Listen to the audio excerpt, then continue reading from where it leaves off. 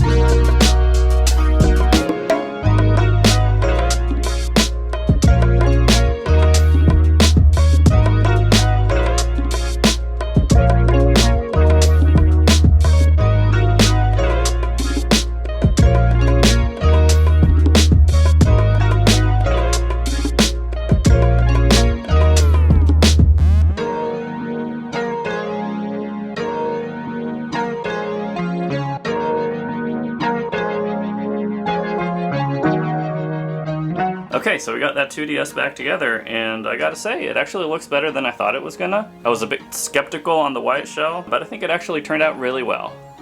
Alright, so that's gonna be it for today's video. If you liked what you saw, consider subscribing, and I'll see you guys in the next one. Bye.